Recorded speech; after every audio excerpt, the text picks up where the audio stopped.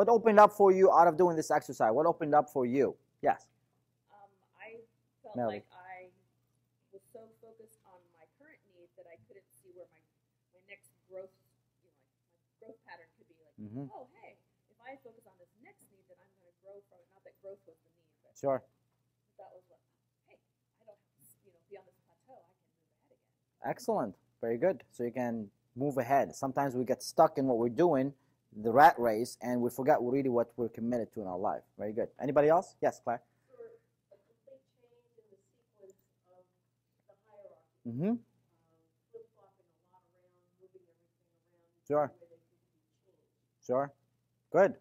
Excellent. And what actions, like how many of you, when you wrote down these actions, you noticed like, your things that you wanted to do, you always wanted to do, you've been putting them on the back burner, and now it's like, all right, I got to do them because this is my need. Okay, how many of you experienced that? Okay, very good. Excellent. How many of you are committed on taking these actions on? How many of you committed that? Okay, very good. Excellent. Good. Is that this or this? Let me see your hands. How many of you are committed on taking these actions? Okay, very good. All right, who are you holding yourself accountable with? I invite you to have a person from here, this room, to hold you accountable for this action. That's how I keep doing it every day. Like I have buddy calls every day with, with my team, okay? And they hold me accountable. I say, this is the discipline I'm putting in place. I'm meditating 5-6 minutes in the morning every morning. It could be I'm fixing my bed every morning. That was a discipline for me, okay? Whatever it is for you, okay? What is the discipline you're putting in place, and who's going to hold you accountable? Because we tend to just like drift. We drift, and we just forget what we're really committed about. But your buddy will hold you accountable for that. So I invite you to just ask from one person in this room, or maybe a family member or a friend, is like, you know what? How about you? I want you to hold me accountable for my word, and my word is I will be doing so-and-so by so-and-so, okay? And they will do that, and you can do the same thing for them. All right, good. Questions on the human needs. Was that valuable? Yeah? Okay, good. Yes, Claire. We were discussing the intrinsic and extrinsic. Yes. We went through the intrinsic. Okay, so the intrinsic would be things like, the 6 human needs. Very good. The extrinsic motivators will be money, will be raise, would be promotion, would be, getting a parking lot, like, the employee of the month. You could be, anything that's outside of you, okay? Recognition, bless you, okay? Those would be anything that you can touch, tangible, okay, in some way or another. It's more like towards extrinsic motivators. Who can give me more examples? Big house. Stock options, exactly. See, now we're talking. Bonuses, exactly. So those are extrinsic motivators. Does that make sense? There you go. Right? Yeah. Exactly, because that's intrinsic motivator. Because it gives you something. It gives you one of these human needs. So if I ask you right now, Bill, what is important to you about your job? Okay? So what specifically is important to you about your job? If you want to count me 2 or 3, what would be?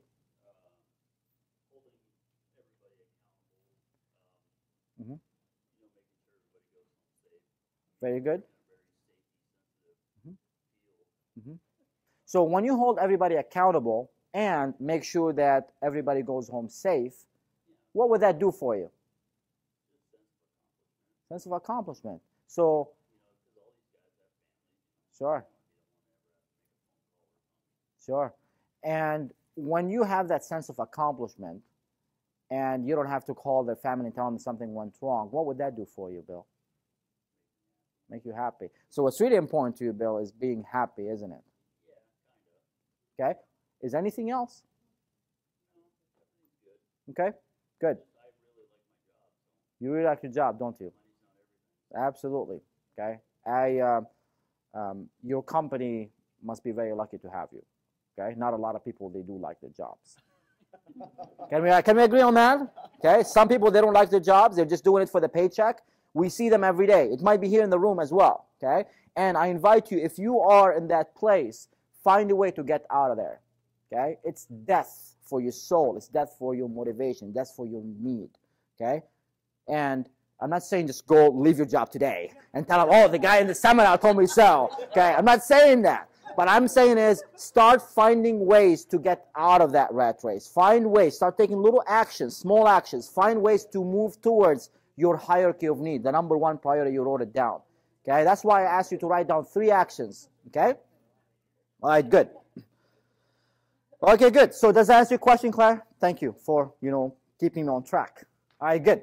So what did you notice? What were the questions? First, what happened between, in this interaction between myself and Bill? Because that's going to be the segue for the next piece that we're going to be talking about right now. We're still in the domain of motivation right now. We started with the pacing and leading this morning with the words you say. We moved into the 6 human needs. Now we know what motivates us extrinsically and intrinsically in a certain way. Now, what about others? How to influence others? How could we find what their needs are? Okay? What did you notice in that interaction that happened between me and Bill? Okay, what question did I ask? Clarifying question. So what was the very first question that I asked for who of you that were listening?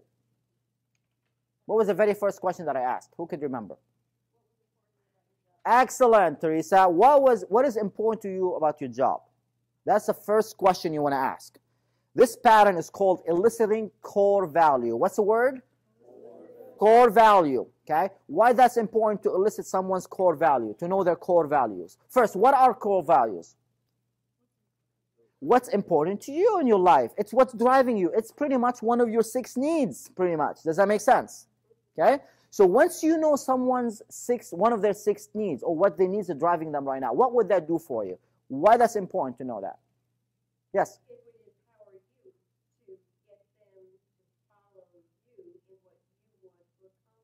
And fulfill on what they want to accomplish at the same time. Okay? That's called influencing with integrity. What's the word? Integrity. Okay? It's not about getting your needs met. It's about helping others getting their need met. That's called win-win negotiation. Okay? So you want to find out their need, you want to find their core value, and then you want to associate that core value with what you want them to do to follow you, so you can fulfill both needs, fulfill yours and fulfill theirs. So the first step right now is to find out what their need is. What are their needs? And I'm going to take you in a series of 3 questions or 3-step process to elicit someone's core value. What do you think Bill's core value was? And he actually said it. Happy. Okay?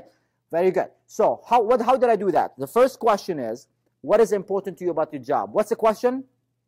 What is important to you about your job? Second question, he said what did he say when I asked him what is important to you about your job? Take care of holding people accountable. Like literally accountable. That's the key word. Okay?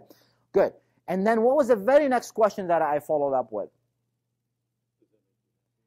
No, I didn't say that, Paul, quite, but, this is what I wanted to go through. That's what I want to go towards. What I really said was, what would that do for you? What would that with the parentheses, it stands for what he said. So what would holding people accountable do for you? You got to repeat back the key words, the key phrase that he said. So he said, what's important to me about my job is to hold people accountable. I asked him, okay, great. When you hold people accountable, what would that do for you? The second question is, what would that do for you? Okay? And then what he said, what did he say after that? Get people home safe. I don't have to call, their families, tell them something, wrong happened. It's about safety. Okay? So I asked him, so when you get people home safe, and this way you don't have to call people and tell them that something wrong happened, what would that do for you? Again, the same question, I asked it again. Okay? And that's when he said, make me happy. Okay? Make me happy. So now the third step would be in this process is you want to confirm if that's a core value. How would you know that it's a core value? How do you know that happiness is a core value? Does happiness sound like a core value? Sure. Yes? Isn't it? Okay, good. Core values are usually a 1 or 2 words, phrases, like big words, such as what? Happy. What? Respect. Pride. Safety. Security. Excitement, adventure, integrity. These are big words that are called core values. What are core values? They are created, or they are programmed when we're between 3 years old to 7 years old. They're very deep rooted. Okay, so they are very hard to change. So that's why when you find that core value of the other person, your job as a master influencer is to do what? Now, I know that one of his 6 human needs, or what his core value is being happy. Let's say if I want to motivate Bill, I want to influence Bill, let's say, to buy a new Xerox machine, okay, at the workplace, because the old one that we have, it keeps breaking down and it's just causing a lot of frustration in the office. And he's a manager. And I know that one of his core values is being happy. How would I influence Bill to buy a new Xerox machine? Good. You're getting close, Charles. You're getting close. Getting close. Now, what you said was, and this is great, Charles. You said, by getting a new Xerox machine, it won't hurt your employees. Now, did that hit the core value? No, it didn't. What is the core value? Happy. And the key is to do what? Associate those two together. You want to associate the Xerox machine, buying the new Xerox machine, to being happy. That's your role as your master influencer. Your job is to associate the core value to what you want other people to do. How many of you are following me right now? Say aye. Okay, very good. How many of you are not following me? Raise your hand and ask me. Okay, everybody's following? Okay, very good. Excellent. So your job is to associate the core value to what you want them to do. Okay? Now, how would you say it instead? Now that you know that, what would you say instead?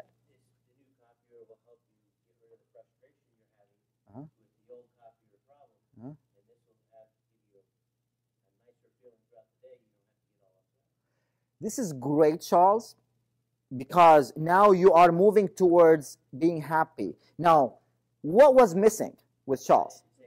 You didn't say the happy. Happy is an auditory what? Anchor. That's what's important to him. Okay? The word happy.